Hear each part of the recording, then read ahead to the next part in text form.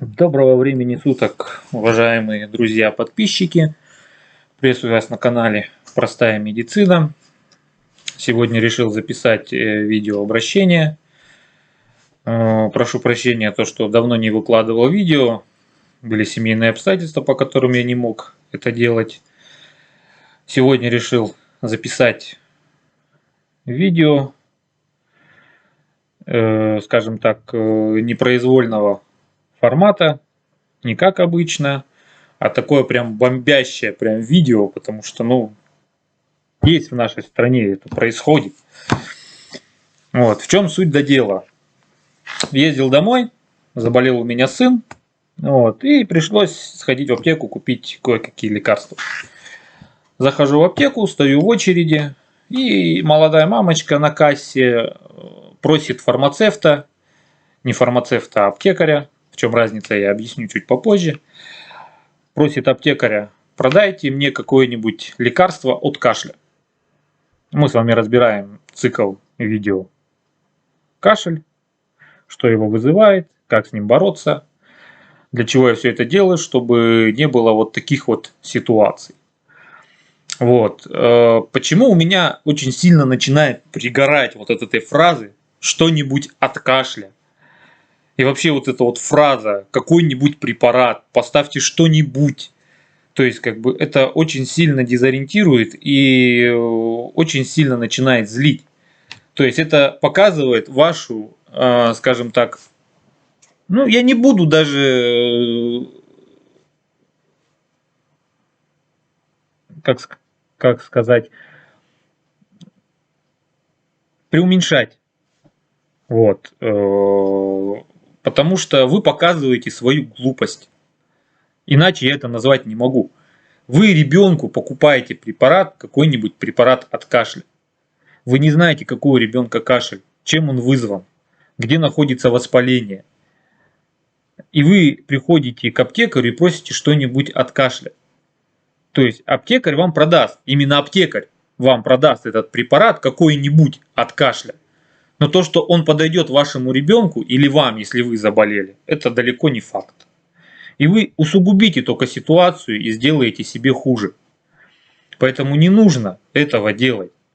Если вы смотрите мои видео, там я разбираю, какой кашель бывает и что его, скажем так, вызывает этот кашель. Люди, которые смотрят это видео, они знают, что не нужно так делать.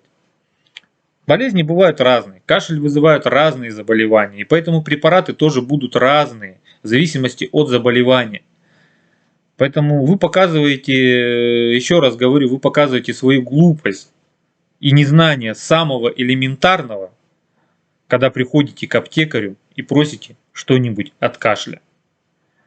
Всегда в своих видео, я в конце видео говорю: идите к участковому педиатру, к участковому терапевту, чтобы он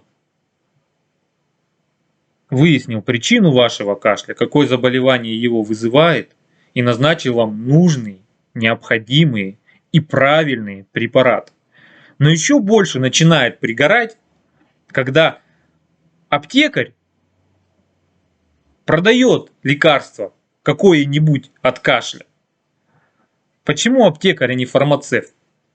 Да, у них есть медицинское образование, но как они, аптекари, да, им лишь бы продать препарат. То есть они его продали, толкнули, и главное подороже. То есть все, они реализовали продукт, соответственно, аптека не потерпела убыток, потому что срок годности у препарата выйдет, его надо будет выкинуть.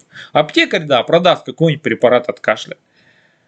А фармацевт, который знает, что препараты бывают разные, и группы у них разные, и в зависимости от заболевания тоже препарат будет разный, то есть он скажет: сходите к участковому терапевту или педиатру, и пусть он вам назначит правильный препарат, не какой-нибудь от кашля, а правильный препарат, который вам поможет, или вам, или вашему ребенку, и вы будете здоровы.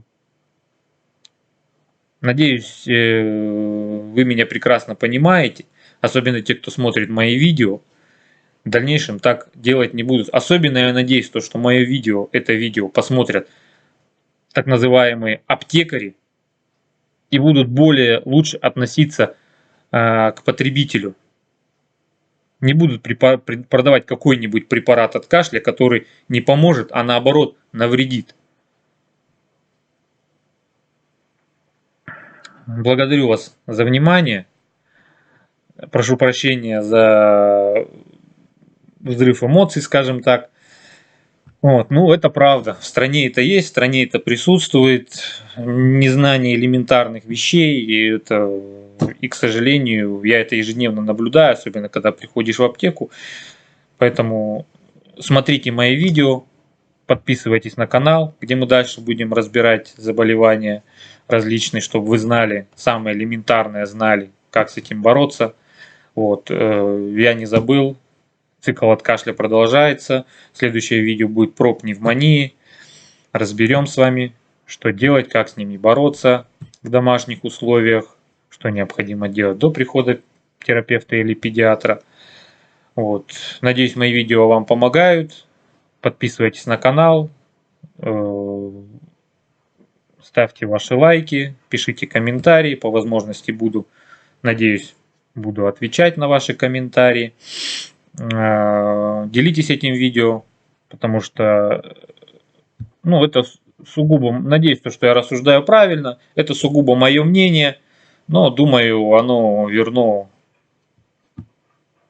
во всех смыслах. Всего доброго, здоровья вам, до свидания.